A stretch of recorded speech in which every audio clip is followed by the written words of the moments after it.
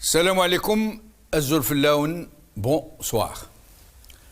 Comme attendu depuis plusieurs semaines, et à l'occasion de la fête de l'indépendance, le président Tebboune a signé 5 décrets de grâce dites ordinaires en faveur de 14 914 détenus de droit commun, parmi lesquels figureraient, selon les termes du communiqué, des détenus condamnés définitivement d'utilisation des réseaux sociaux à des fins subversives.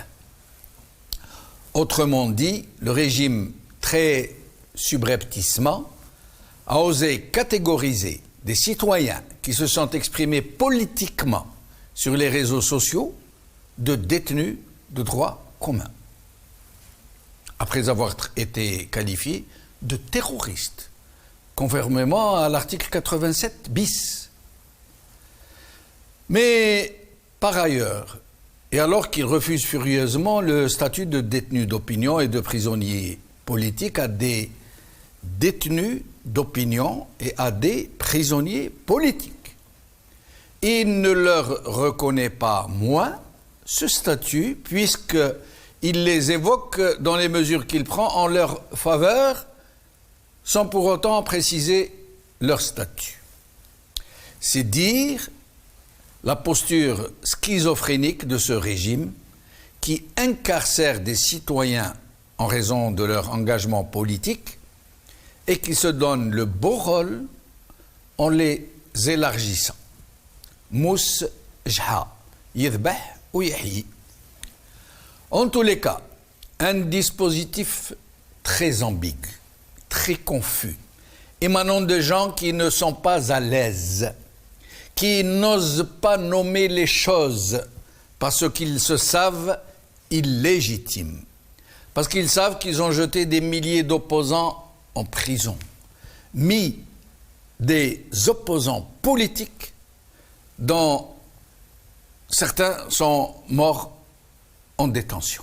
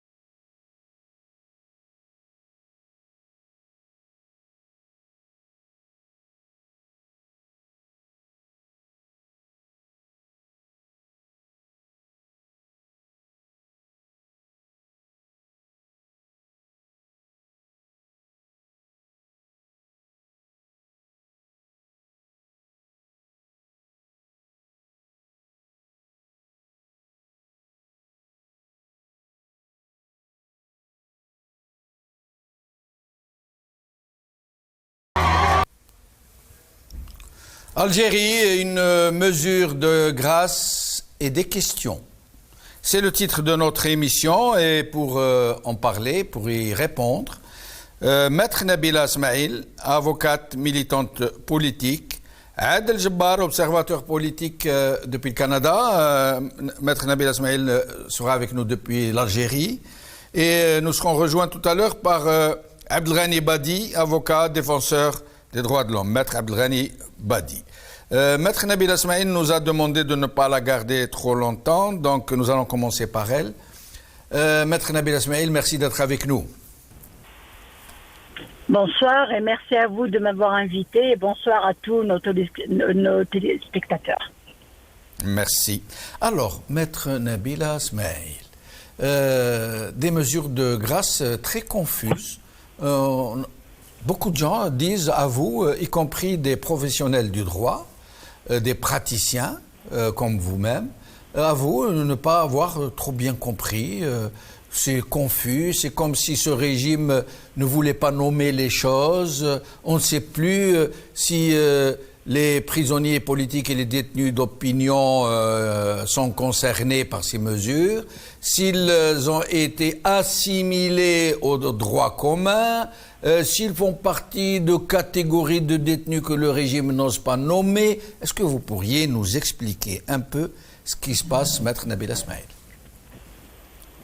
Pour pouvoir vous expliquer, il faudra que je comprenne d'abord. Parce que là, on est vraiment devant une situation de flou total. Et nous sommes surtout devant une détresse humaine. Parce que si vous aviez vu le nombre de familles qui se sont déplacées hier vers la prison de Orléans, qui rassemble le plus grand nombre de détenus, vers la prison de l'Harrach, et ici même à Tizi Ouzou, ça donne un sentiment je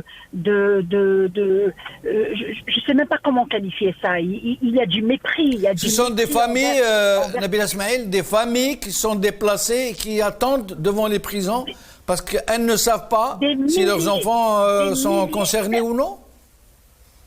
Personne n'a rien compris, parce qu'à partir du moment où personne n'a pu consulter le décret pour mieux comprendre les mesures qui ont été personne, il n'y a pas eu de liste, même il y a eu des jeunes du droit commun qui sont sortis et qui ont raconté à leurs avocats que ils ont eu droit à une sorte de leçon de morale à l'intérieur de la maison d'arrêt.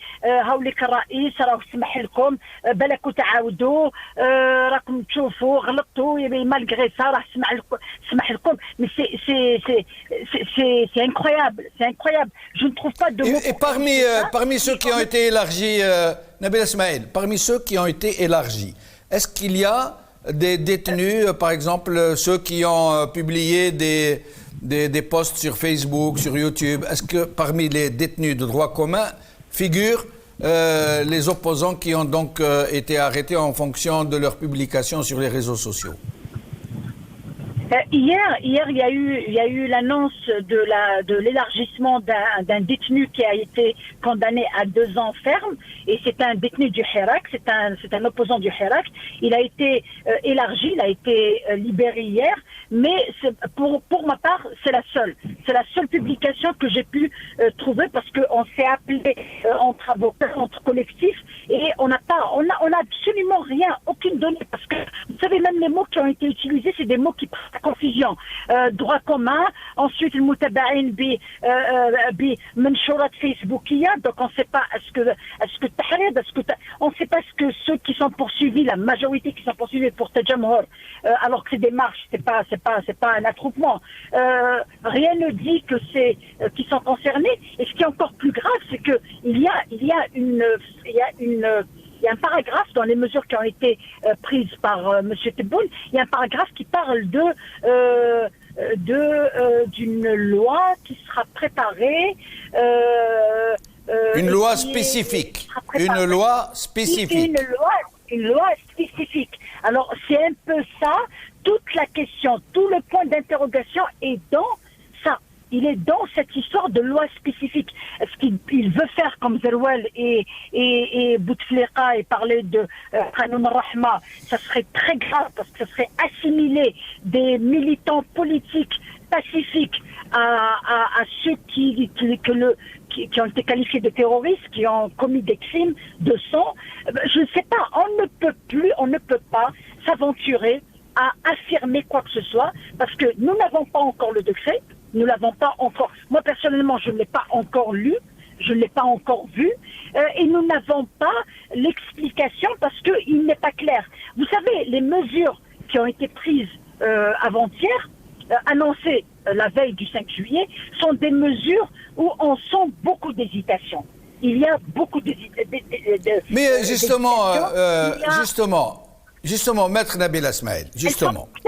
Elles ne sont pas claires. Ça veut dire que je libère, mais je garde un peu pour moi et je suis prudent dans ce que je fais, ou bien j'ai encore besoin de ce dossier, ou bien je ne dois pas faire un élargissement qui pourrait troubler ce calme un calme qui fait peur, parce que c'est vraiment un calme qui fait peur.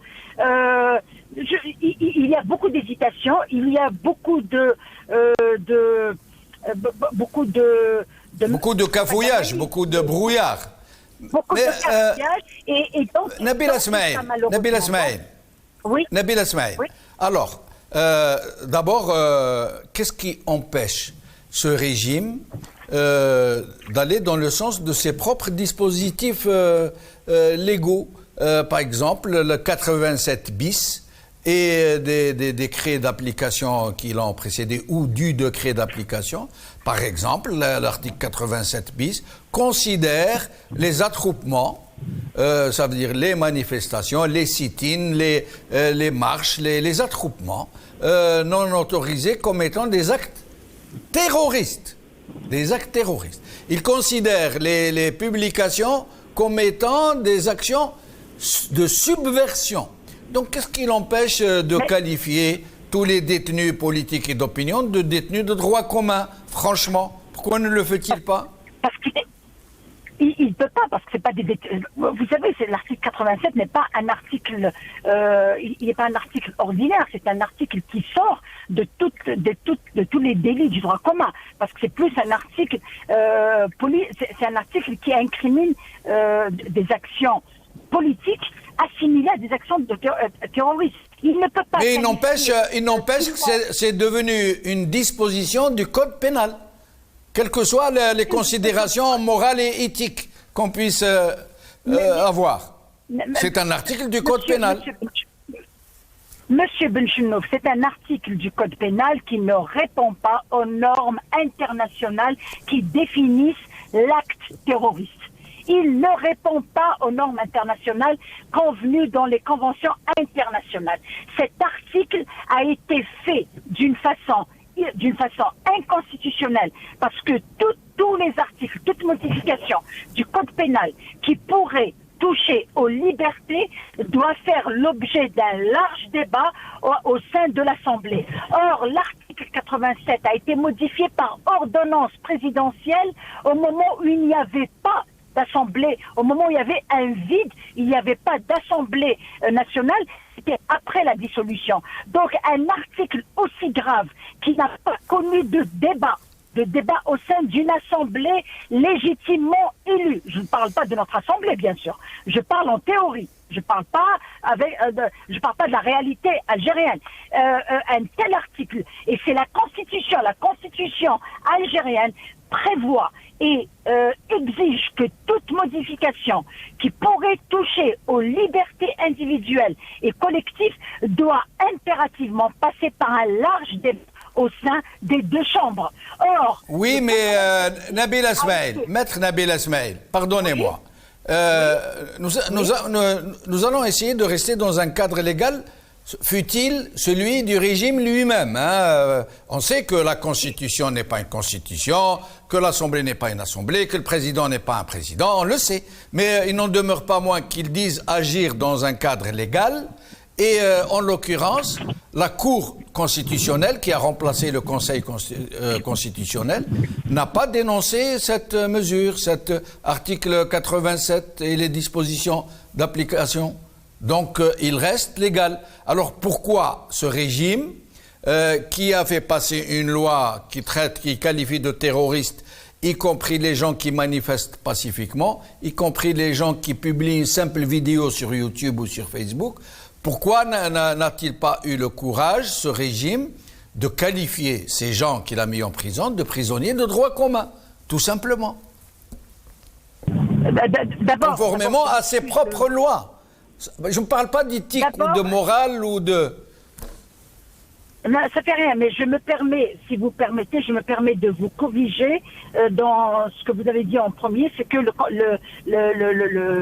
la Cour constitutionnelle n'a pas annulé cet article pour non constitutionnel, pour non conformité. Bah, écoutez, pour que la Cour constitutionnelle décide de la constitutionnalité ou non de l'article 87, il faudra que les détenus poursuivis par l'article 87 bis fassent la demande. Or, malheureusement, et je le dis, j'en assume l'entière responsabilité, aucun détenu poursuivi par l'article 87 bis n'a fait la procédure de Attal Bi'adam Dusturiya. Nous l'avons proposé à beaucoup de détenus poursuivis par l'article 87 et je ne vous cache pas que c'est l'une des raisons pour lesquelles j'ai refusé de plaider dans les affaires des détenus poursuivis par l'article 87 bis parce qu'ils ont refusé de faire la demande de non-constitutionnalité de cet article. Donc, quand on ne demande rien à la justice, elle vous donne rien du tout. Alors, je ne peux pas incriminer la Cour constitutionnelle quand aucune demande ne lui a été soumise. Et elle ne peut pas s'autosaisir en l'occurrence? Elle ne peut pas s'autosaisir? Pas du tout. Elle ne peut pas s'autosaisir. Elle est saisie par ceux qui souffrent et qui ont intérêt à abolir l'article 87. Malheureusement, tout le monde, aucun détenu n'a fait cette procédure. Je ne sais pas pourquoi et je ne peux pas répondre, je ne peux pas divulguer les raisons qui m'ont été évoquées à moi-même. Donc, je ne peux pas parler à titre personnel, mais à ma connaissance, dans tous ceux qui sont en prison, poursuivis du chef d'inculpation de ce qui est dans l'article 87 bis, n'a pas fait la demande d'annuler cet article pour son inconstitutionnalité. Maître Boul, Maître Zahi, Maître Bouchachi, nous avons tous fait demander à ce qu'il y ait cette procédure et c'est à partir de là que nous pourrons parler de constitutionnalité ou pas constitutionnalité. Et malheureusement... C'est très curieux, en effet. C'est très curieux qu'aucun de tous ces détenus n'ait dénoncé que cette... C'est incroyable. Alors, Maître Nabila Smaïl, une autre question, une autre et dernière question, avant de revenir à nos autres invités. Oui. La Isaba, comme ils disent, les détenus du régime, les deux premiers ministres, les généraux, les walis, les directeurs généraux, etc., les PDG, etc., qui sont considérés comme détenus de droit commun, hein, c'est clair, y compris les généraux. Est-ce qu'ils font partie de cette liste d'élargissement de grâce? Je vous ai dit que...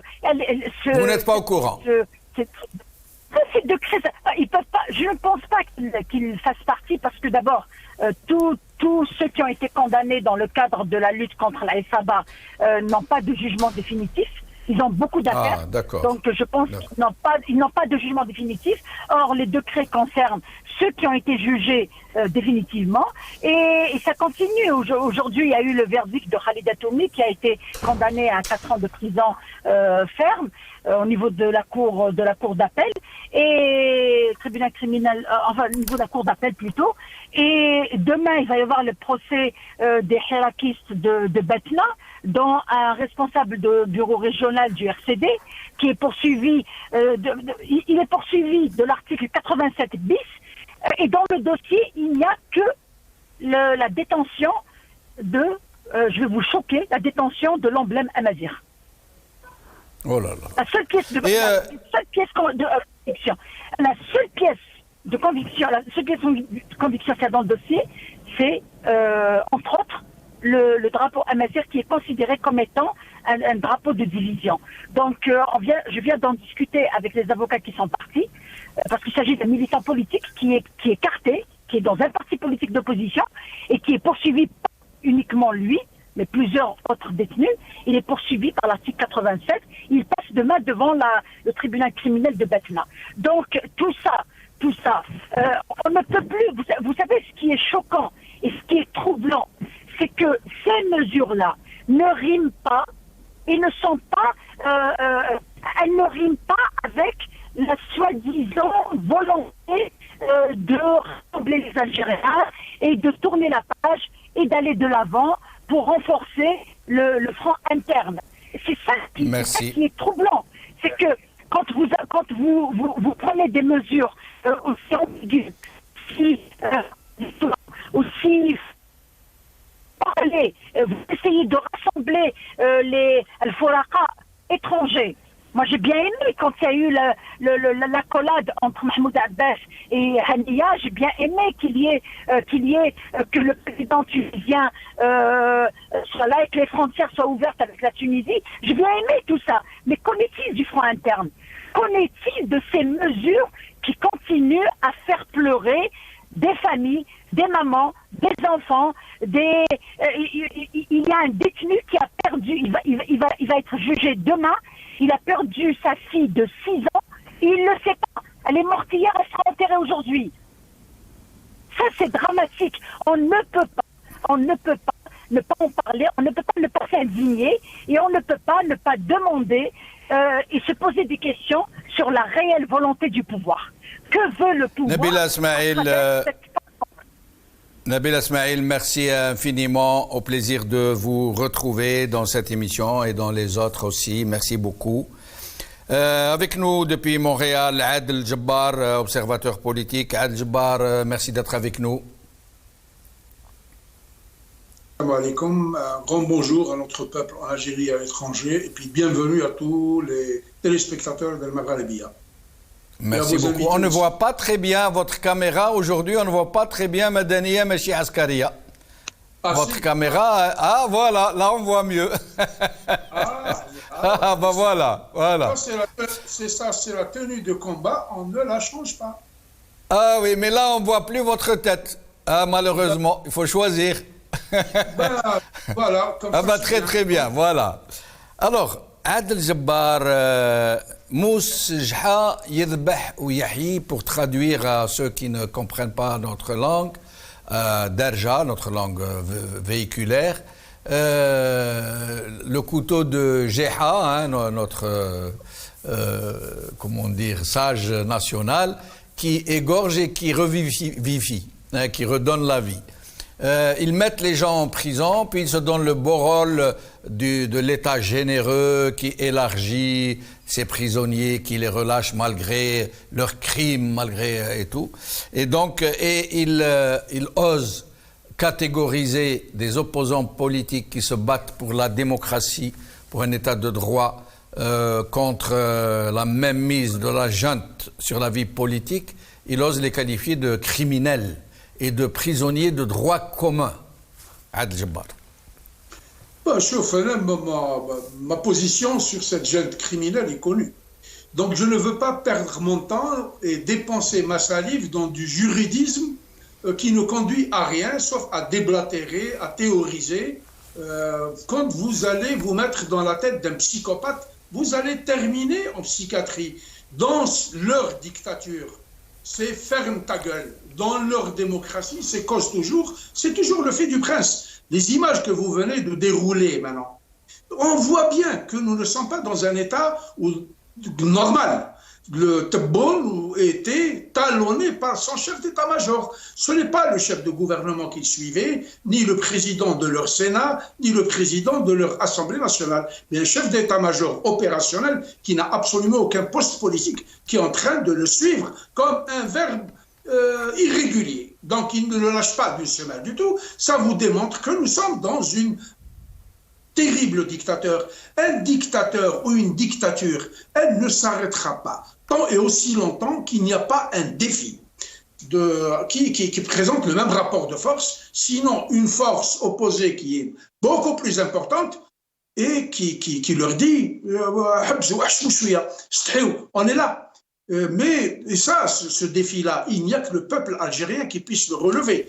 Vous parlez, il parle de je ne sais pas trop quoi. Moi, parce que je les connais depuis 1976, quand ils nous ont trahis. En 76, donc moi j'ai une haine contre ces gens, ces traîtres depuis 1976.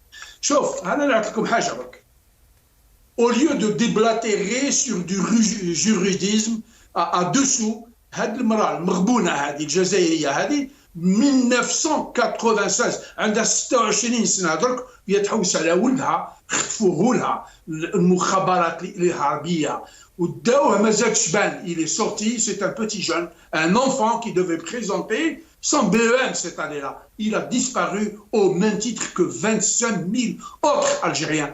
Maintenant, je vais parler de leur justice. Mais avant Adel Jabbar, avant Adel Jabbar, pour ce qui est du juridisme, pour que les gens ne comprennent pas autre chose, nous recevons des juristes, des experts du droit, comme Maître Nabil Asmaïl, Abdelghani Badi, pour nous expliquer les dessous, la trame de ce que fait ce régime.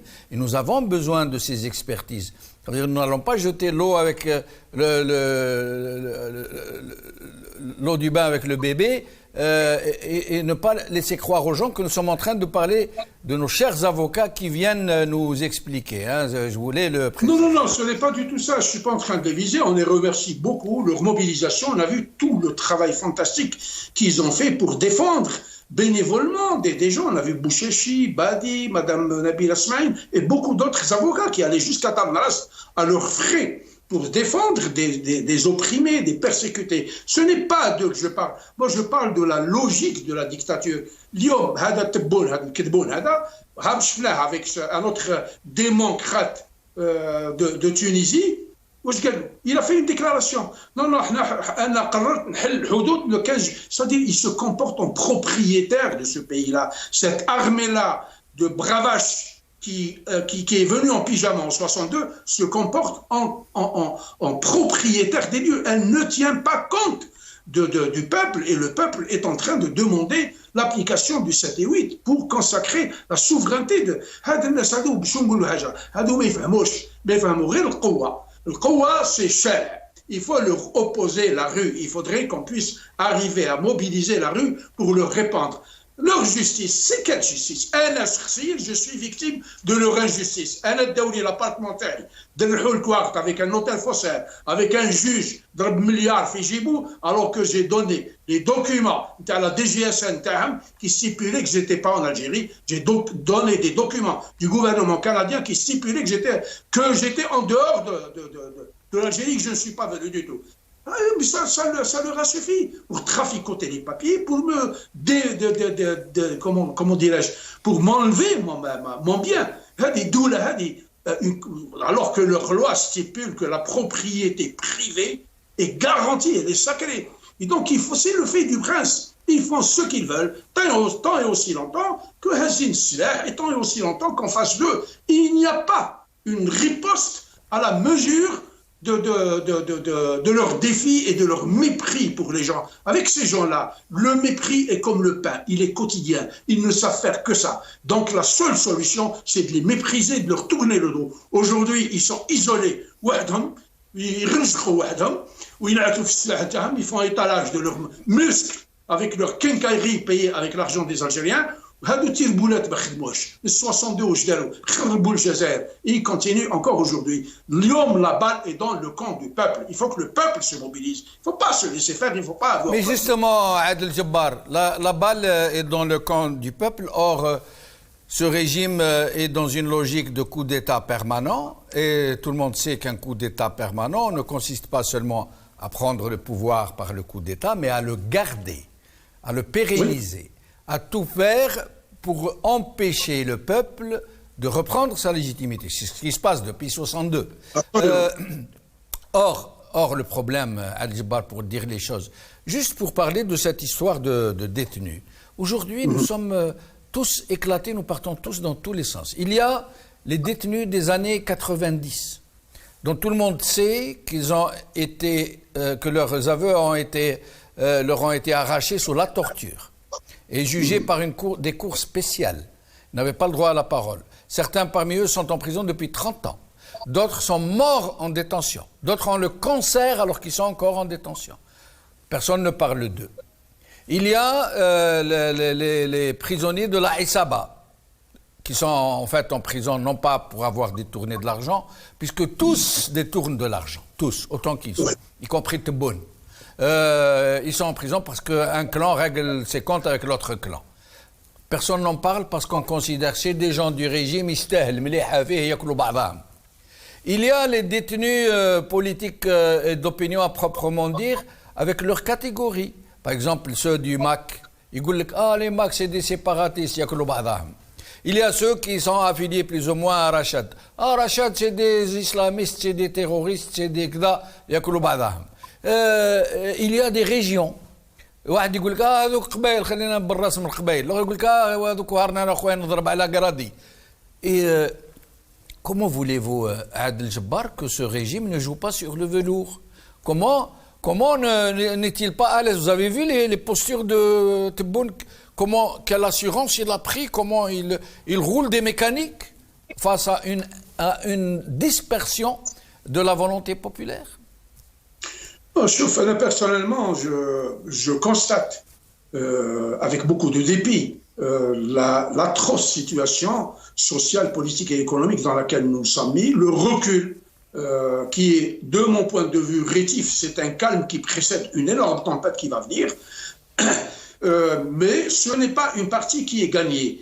Des processus révolutionnaires comme ça, on l'a vu, il y a de très fortes personnalités qui se sont opposées, même s'ils avaient une communauté de vues et de destin, parce que l'ennemi était commun, c'était français, mais ça n'a pas empêché les ténors de la Révolution, pour des histoires d'ego, pour des histoires d'idéologie, pour des histoires de partisanerie, de s'égarer un peu, mais le front était uni.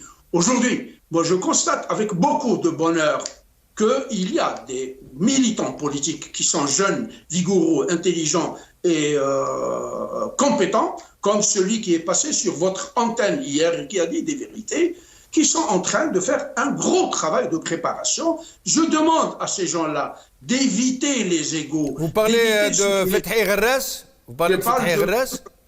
Pour lequel j'ai un énorme respect, au même titre que Tabo, Mohsen Blabès, Karim Naïtou Slimane et beaucoup de jeunes qui incarnent l'avenir de l'Algérie. Et je suis absolument certain que leur destin se confondra avec celui de notre pays. Parce que notre pays a besoin de construire une économie basée sur la connaissance, le savoir, la compétence, l'économie du savoir, la recherche, la technologie, la technique, pas sur des gens qui viennent nous étaler des S300 d'une technologie vieille de 1978, ils ne sont même pas fichus de fabriquer des tire-boulettes. Et oui, ils les commandos, ils donnent un bzit, une vidange d'automobile, aujourd'hui, à partir d'ici. Oui, mais c'est terrible. Moi, ce qui m'exaspère, c'est que je vis dans un pays moderne. Aujourd'hui, tu appuies sur un bouton, شوف هاو ملي في لا تريبيون تما يحطوا في الكاسكيطه تاعو منا à partir de Las Vegas ou de Toronto ou de la base du NORAD au nord du Canada. Adel Jabbar, je me permets de vous interrompre. Wallahi, Kartni. Moi, dans les années 90, 97, 98, j'ai assisté à la sortie d'une promotion de l'école de police de Sidi Bel Abbas. Pardon, de Tbessa. Il y avait les commandos des forces spéciales de la police qui faisaient un docteur. Alors, moi, j'étais dans la tribune avec la presse et les autorités. Et vous savez ce qu'ils criaient? Wallah, نذبح نسلخ في الويدان. نذبح نسلخ في الويدان. Alors, moi, j'étais à côté du directeur de la police, de l'école de police. Je lui dis, excusez-moi, monsieur le directeur, قلت له سامحني سيدي المدير، قلت له هذا الشرطة يمثلوا الدولة ويخدموا باسم القانون والدستور، يقولوا نذبح نسلخ في الويدان. قلت له مال الإرهاب واش يقولوا نشوي ناكل كيف ça veut dire ça? Qu'est-ce qu'il m'a répondu? مات بالضحك. C'est quand même incroyable. C'est pareil pour ces commandos qu'on nous montre et dont beaucoup d'Algériens sont très fiers. Ils disent, moi je suis fier, regarde la force. Est-ce que les Américains, les Français, les Allemands, les Anglais, les Canadiens, les Chinois, les Russes font ce genre de parade avec des commandos qui peignent, comme vous dites, avec de l'huile de vidange? Ça fait 30 ans. À Montréal, je n'ai jamais vu un militaire dehors. Jamais. Alors là, imaginez qu'un militaire s'exprime sur un journal, dans un média, à la télé. C'est la cour martiale directement. C'est la cour, il fait son boulot. Le Premier ministre, quand il y a eu des inondations et des feux de forêt dans l'Ouest canadien, les fêtes ou la Menoul, شكون راح؟ ما راحش مع الشيف تاع ماجور لو شينغريس دو كوان، ما راحش معاه، راه لقى دي زاجودون اوبيراسيونيل تما، باسكو ان ادجودون لهنا il est 100 milliards de fois plus formé qu'un général-major tel Jazair, parce que c'est la technologie. C'est la technologie. Et donc, il les endoctrine comme ça. C'est pour leur dire, avec eux, le discours, c'est le mépris. Moi, je me rappelle, j'étais dans l'armée en 74, quand je faisais mon service national, tellement de la formation de base qui a duré 45 jours, en permission, la brasse d'Alger, parce qu'ils nous ont endoctrinés. Ils nous apprennent que Shabada, Gmel, il faut l'écraser. Et donc, ils se comportent comme ça. Pour eux, nous n'existons même pas. Donc, vous saviez, Adel Jabbar, vous savez que moi, j'ai toujours posé cette question. Moi, pendant le service militaire, j'avais découvert qu'il est, dans le règlement intérieur, il est interdit de faire la chaîne avec des civils. Soit, s'il y a une chaîne, vous passez le premier. Sinon, vous faites une chaîne à part de militaires et civils. Pourquoi ont-ils fait ça? Pourquoi? Pour empêcher que les militaires et les civils ne fraternisent? Pour donner l'idée aux militaires que lui, il est le maître des civils? Pourquoi? Non, mais c'est un exemple édifiant en la matière. C'est un infra-humain, c'est un sous-produit de l'humanité. C'est la lie de l'humanité, ils ne le considèrent pas. Je vous donne une information. Si, qui les inspire tant, il vient de promulguer une loi qui criminalise tout policier, tout citoyen qui dépose une plainte contre un militaire, contre sa famille et ses enfants, contre ses parents, sa mère ou son père, contre ses cousins. Donc, c'est la sacralité du militaire égyptien par rapport à la société civile égyptienne. C'est le sceau de la prophétie. NBA, la même chose. Ils nous ont montré un monstre à la télévision, qui était là. Moi, j'ai donné son image à ma fille, qui est spécialiste en langage comment dire, corporel. Elle me dit, c'est un chiette de première catégorie. Il n'a aucune personnalité. Il était en face de Shingirhis. Et il était prêt à descendre en dessous de la ceinture pour léger. Donc, ils se mettent à 10, comme ils ont fait pour cette femme. Ils jouent pendant 25 ans. 25 000 Algériens ont disparu de la surface de la terre. 250 000 ont été rasés. Eh bien justement, Adel Jabbar, puisque vous nous y amenez, c'est très bien, je vous en remercie. Peut-être que nous allons blesser certaines personnes dont la susceptibilité est à fleur de peau, on le comprend très bien. D'où vient cette absence cette carence d'empathie, cette absence de solidarité, d'entraide? Imaginez un peu des dizaines de gens qui sont en prison depuis plus de 30 ans parce que ce sont des islamistes, personne n'en parle. Plus de 20 000 disparus qui ont été arrachés des mains des leurs en pleine nuit. Et les gens, ce n'est pas les terroristes qui peuvent rentrer au cœur d'Alger, enlever un journaliste comme celui le fils de Azzouz ou Madame Vergania Constantine, un enseignant qui prennent du centre de Constantine. Et les forces de sécurité ont été identifiées. Docteur Salah Din Sidom a fait tout un dossier où il y a même des matricules de voitures d'être Ouziala Rabbi Rahmou, le docteur Ouziala qui a été enlevé, et si ce n'était sa mère qui a lancé des youyou pour réveiller tous les voisins, on ne l'aurait plus revu. C'est parce qu'elle a eu la présence d'esprit d'alerter tout le voisinage, ils l'ont vu, il y avait trop de témoins, donc ils l'ont relâché après l'avoir torturé, bien sûr, Rabbi Rahmou. Mais Adel Jabbar, comment se fait-il que nous autres, les Algériens, toute la société algérienne, elles ne se sont pas concernées du tout? C'est un peu comme si c'était des gens qui ne sont pas vrais. Pourquoi? Parce qu'ils ne sont pas de la famille, ne sont pas de la fratrie, sont pas. Qu'est-ce qui fait que nous ne pouvons pas nous mobiliser vraiment très fortement pour ces frères, pour ces compatriotes, ces citoyens qu'on a tués, qu'on a brimés, qu'on a torturés, qu'on a violés, qu'on a enlevés et beaucoup qu'on garde en prison dans des conditions atroces. Qu'est-ce qui fait que nous ne répondions pas présents à la dignité et à l'honneur? Adel Jabbar, pardon si j'ai blessé des gens. Non, vous ne blessez personne, c'est la triste réalité. Sauf qu'il faudrait revenir à notre histoire d'hier. Ce régime militaire est venu, il s'est installé par la force de la mitraillette, il a commencé à tuer. Vous vous rappelez à Annaba, quand il y a eu le coup d'État du sanguinaire Boumdine, Roger, le général Bandé, voilà, le manchot, il a commencé à tirer sur les Algériens. Ils ont tétanisé les Algériens, ils les ont sidérés, ils leur ont fait très très peur, et la peur est un sentiment humain. Nous avons vu tout récemment, à partir de 2019, comment les Algériens ils montraient une générosité, une solidarité, une union extraordinaire avec des slogans, avec de l'entraide. Quand il y a eu Covid, ils envoyaient des tonnes et des tonnes de vivres à Blida qui étaient séquestrés par la gendarmerie et la police. Donc, c'est désintégrer la solidarité. Parce qu'une chaîne qui est bien tenue, elle leur fait très peur. Et puis, ils se sont mis à faire de la contre-révolution, à faire détester les Algériens les uns les autres, donc diviser pour régner. Néron, l'empereur de Rome, un jour, il a brûlé Rome. Les chrétiens, pour le dire, c'est les chrétiens qui l'ont fait. Ils sont dans le complot permanent. Donc, c'est diviser pour régner. Mais ils n'ont pas le temps, parce que la génération qui monte est complètement différente de celle qui l'a précédée. C'est un nouveau Restez avec nous, Adel Jabbar, pardonnez-moi de vous interrompre.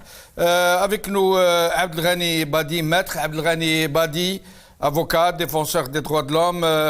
Oustad Abdelghani Badi, مرحبا شكرا بوجودك معنا. مساء الخير جمال. مساء الخير. مساء النور، بارك الله فيك استاذ.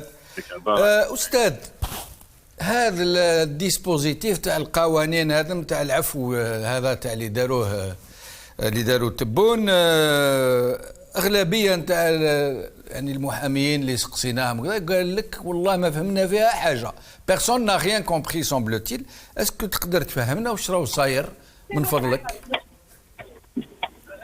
هو كاين غموض اصلا، كاين غموض حتى في العبارات. يعني هم استعملوا ليتعلق المساله المرتبطه بالحراك، استعملوا واحد الجمله قال وهناك اجراءات تهدئه بالنسبه للمتابعين في قضايا التجمهر. معناه ما كانش عفو، كاين تهدئه، معناه يحب يقول يفيدهم بتاتر باجراءات الافراج المؤقت المتابعين بتهمه التجمهر وما يرتبط بها. سامحني يا استاذ، سامحني استاذ، نقطع لك الكلام باسكو حاجه مهمه جدا. تسمى لي ميزور دابيزمون هذا ملي قروهم، يعني هما قاعدين ياكدوا لنا باللي العداله مش مستقله. يعني اني راح نقول للقضاة اطلقهم افراج مؤقت ولا خليهم ولا نقص له 6 شهور ولا كيفاش كي سون en train de nous dire qu'il n'y a pas d'indépendance de la justice. Les juges راهم ينتظروا واش يقولوا لهم يديروا هكا، اذا فهمت انا مليح. شوف، هذه الاجراءات تاخذوهم اول مره، لا بريمير فوا اللي بداو في هذا النوع من الاجراءات سيتي اون 2 جانفي 2020. يعني بعد ما عينوا تبون ومات القايد صالح جابوا هذه الاجراءات، استفاد منها الى تتذكر، استفاد منها عمي الخضر بورقع الله يرحمه، استفاد من هذا الاجراء. لكن اون 2 جانفي 2020 ما حضروا، ما داروا حتى بيان وما هضروا، ما قال لك اجراءات تهدئه، ما قال لك عفو، ما كان حتى جهه تكلمت على هذا الاجراء. شغل ما ضربوا النح. ليزون ليبيري حوالي بلوس دو 70 هكذاك 77 اذا ماني شافي مليح، 77 محبوس استفادوا كلهم الافراج المؤقت من نفس الاجراءات اللي استفادوا منهم من بعدها خالد درارني وكريم طابو، تقريبا نفس الاجراءات دائما في اطار الافراج المؤقت. معناها البورسوي جوديسيال تبقى، المتابعه القضائيه تبقى، والناس هذو حين يتحاكموا يعني بهذا القصد. نتفق معك تماما فيما يتعلق باستقلاليه القضاء. هذو راهم ياكدوا في كل مره باللي ما كانش استقلاليه القضاء، ويأكدوا كذلك بأن هذا الناس دخلوا بتعليمات خارج عن الجهاز القضائي، وراهم يدخلوا بتعليمات خارج الجهاز القضائي. هذا الكلام احنا قلناه في 4 مناسبات في 4 مرات وهم يقوموا بهذا الإجراء. واحنا نعرفوا جميعا باللي للأسف القضاء في الجزائر راهو بعيد كل البعد على الاستقلالية، خاصة في الظرف السياسي اللي رانا فيه بالنسبة للعديد من القضايا خاصة منها السياسية. لكن احنا الآن تعرف أخي جمال، احنا الآن ولينا نبحث فقط على أنه هذا الناس يسترجعوا الحرية نتاعهم، والأسر نتاعهم تروح لهم هذيك الحرقة وهذاك الحزن وهذاك الحالة اللي راهم فيها، خاصة أنه كاين مساجين مرضى، كاين مساجين نساء، كاين مساجين يعني كبار، كاين مساجين يطول بهم الحال في الحبس. فهي الطريق نفسه يعني بالنسبة للجزائر ما زال مسار لتحرير القضاء، ما زال مسار لبناء الديمقراطية، ما زال. لكن اللي نشوفه الآن هو ضروري أنه هذا الناس يسترجعوا الحرية تاعهم. لكن السلطة هذه تعرف ما عندهاش مشكل بالنسبة لأي شكل يدخلك بها وأي شكل يخرجك بها، ما عنده حتى حرج.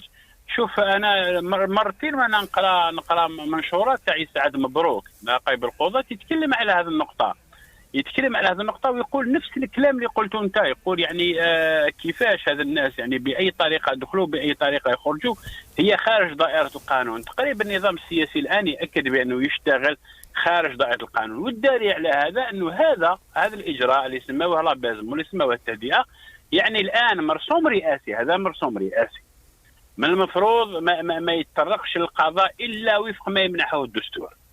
القضاء ما عندوش أي جهة تسمح بالتدخل في القضاء أو أي جهة تسمح لنفسها باش تدخل في القضاء.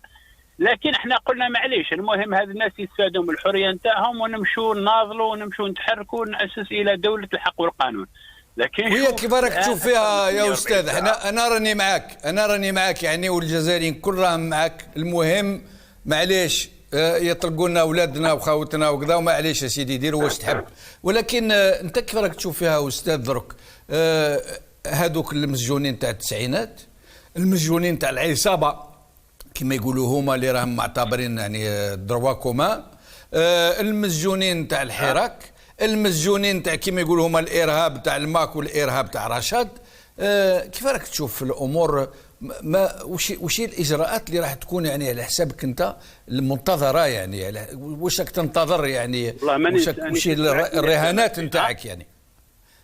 نعم ما سمعتكش مليح يا اخ جمال. قلت لك وهكا تسمعني يا استاذ ولا لا؟ وي احسن نعم احسن ان شاء الله يحسنوا شويه يا جماعه لاريجي. حبيت نعرف يعني الراي نتاعك فيما يخص هذه المساجين تاع العصابه تاع درواكوما تاع الحراك تاع الماك تاع رشاد. راح يطلقوهم مش راح يطلقوهم؟ راح يدخلوا هذا في هذا باش يطلقوا اصحابهم تاع العصابه. وش المنتظر على حسابك انت من هذا التكتيك هذا اللي راهم يديروا فيه؟ هو انا ممكن نتكلم على القضايا تاع الحراك خاصه، لانه هو اللي ورد فيهم جاء في المرسوم جاء ما هو واضح، سماهم قضايا التجمهر وما يرتبط بها. بالنسبه لقضايا الفساد والمسؤولين السابقين في النظام بالمال او بالسلطه ما جاء اي شيء، بالعكس هناك استثناء واضح بالنسبه لقضايا الفساد. المرسوم اللي جاء العفو استثنى قضايا الفساد بكل وضوح، استثناء قضايا الفساد بكل وضوح، يعني هذا ما جاء في المرسوم.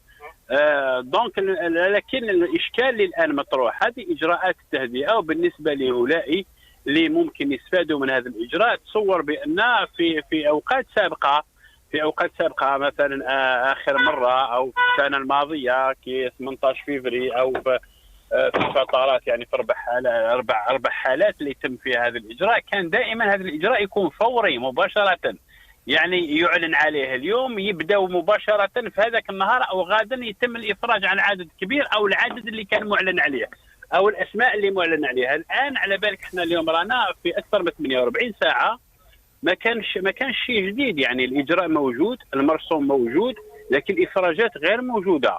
وهذا هو اللي خلى الناس تتساءل، الناس الاسره موجوده عندما عند باب السجون تنتظر عائلات كثيره موجوده. ولكن الحق العام استاذ دروا كومان خرجوا. دروا كومان 14000 يعني 14000 خرجوا ولا مازال ما خرجوش؟ خرجوا ولا مازال؟ يخرجوا دفعه واحده، لانه هناك بعض الحالات تاع دراسه ملفات يقدروا يخرجوهم على دفعات، لكن اعتقد المساله تستغرق يوم 3 ايام. لكن الغير واضح، قلت الغير واضح لا من ناحيه التهم، لا من ناحيه الاسماء، لا من ناحيه ماذا هناك بالضبط، هما قضايا الحراك. قلت لك لانه المعتاد هو انه عندما يعلن على المرسوم او يعلن على الاجراء يشرع فورا في الافراجات. هذه المره نشعر بان هناك مماطله او ان ماذا هناك بالضبط. هناك شيء غامض في الحكايه، هناك شيء غامض، خاصه انه بالك صراعات في وسط النظام، هذا يجبد منه وهذا يجبد منه. هناك اصداء تقول بان هناك قوائم تحضر على مستوى معين، لانه تاكد اخي جمال ان الاسماء التي سيفرج عنها بقرارات امنيه، بتحقيقات امنيه. قال هذا تفرج عليه، هذا ما تفرجش عليه. تاكد بان الامور راح تسير بهذا الشكل. كما اول مره اذا تتذكر بانه في وقت سابق تم الافراج على بنفس الملف، في نفس الملف كان سمير بالعربي وسليمان حميطوش وخالد راني. تم الافراج على سمير بالعربي وسليمان حميطوش، لكن خالد راني لم يفرج عنه في نفس الملف في نفس النهار، وبقي على خالد راني. يعني الامور كانت واضحه، هذا ما طلقوش. يعني في فتره سابقه كذلك، تكلمت على 2 جونفي 2020، يعني في اول اجراء اتخذ تم الافراج على 77. لك هناك اسماء وبقي عليها، من بينهم كريم طابو وفوزي البوماله واسماء من نشطاء فرصاوي بقاو راهن الحبس ولم يفرج عنهم بذلك الاجراء. اذا فهذه القوائم المؤكد بانها قوائم امنيه تاتي لجهات القضاء، وجهات القضاء تنفذها بشكل فعلا. يعني هو محزن بالنسبه لدوله الحق والقانون المنشوده او المفقوده، عفوا خليني نقول المفقوده. لكن بالنسبه للاسر والعواطف والمعاناه تاع المساجين، نتمنى ان يكون هذا الاجراء مستعجل ويشمل الجميع. استاذ عبد الغني بادي، نشكرك بزاف، الى اللقاء ان شاء الله عن قريب. بارك الله فيك، زرتنا، يعطيك الصحه، شكرا وفتنا، بارك الله فيك. عادل الجبار, nous reste 2 minutes, ou même 3 minutes. Comment Adel Jabbar voit la situation? Est-ce qu'il est optimiste? Est-ce qu'il y croit vraiment? Est-ce que l'aube est pour demain et que les choses vont vite s'arranger et bien s'arranger? Ou allons-nous au-devant de très graves dégradation? On rencontrera des situations extrêmement dures si on ne réagit pas aujourd'hui et on ne se prend pas en charge pour éclairer l'opinion publique et les Algériens. Il ne faudrait pas qu'ils s'attendent à un changement quelconque de la dictature. L'Algérie tout entière est transformée en une immense caserne. comme الجزائر وحدها فيها أكثر عدد نتاع الكازارنات نتاع العسكر مش غير نتاع لا بوليس ولا جندرمري que les universités, les instituts, les grandes écoles, etc. Donc nous sommes militarisés à 100%. Ceux qui espèrent qu'il y ait un changement ou un lâcher du lest de la part de la dictature, ce sont tous des criminels notoires à l'image de Nasser Jeune qui tuait contre des rançons de 15 et de 20 millions, qui s'est sauvé pour s'installer en Espagne ou avec la colite criminelle de guerre Boulaya, qui sont revenus aux affaires. Nzal est un criminel, un bandit. Serrak, il est retourné dans un avion présidentiel. Parce que c'est toujours l'armée. C'est-à-dire la matrice satanique de ce régime est toujours intacte. La seule possibilité, c'est de les affronter. Comme je vous l'ai dit, c'est pas parce que nous sommes à l'étranger que quelques-uns vont nous dire vous êtes à l'étranger, vous êtes en train de déblatérer. Parce que quand on voit nos frères, nos sœurs, nos familles, notre peuple se faire martyriser par une bande de flibustiers qui ne produisent absolument rien, qui sont en train de ruiner ce pays et ruiner l'avenir et le futur de générations montantes. Il faudrait qu'on mette un terme. mais il ne va pas défier cette Aïsaba-là de façon très pacifique. Les méthodes de désobéissance civile, il y en a des milliers. Je peux étaler 100. La dernière fois, vous auriez pu faire une opération escargot. 40 000, 50 000 véhicules, vous allez asphyxier l'activité économique. C'est un problème d'organisation et de prise de conscience. Mais Rilbounesh, ils sont qui? Ils ont la gendarmerie, la police, les juges, l'administration corrompue, les walious et les chefs de daïra. Nous sommes 40 millions d'Algériens qui sont unis par le même destin, c'est-à-dire sauver un pays, sauver l'avenir de ses enfants, à moins que les gens s'en foutent royalement et que ça leur plaise de voir leurs enfants traverser la Méditerranée. Moi, je ne réfléchis pas comme ça. J'aurais pu, moi aussi, dire j'ai 72 ans, je vis depuis 30 ans à l'étranger, c'est un combat qui ne m'intéresse pas. C'est un combat qui m'intéresse parce qu'il touche à mon peuple, il touche à ma chair et à mon sang. Je me mobilise et je ne m'arrêterai jamais de dénoncer ces criminels-là, cette dictature ignoble qui n'est pas biodégradable. Elle est là, elle se régénère. Quand vous avez des nations jeunes qu'on montre à la télévision, des tueurs à gages, qui ont pris, moi ça me déchire le cœur de voir des enfants comme ça. Ça fait 26 ans qu'elle n'a pas fait son deuil.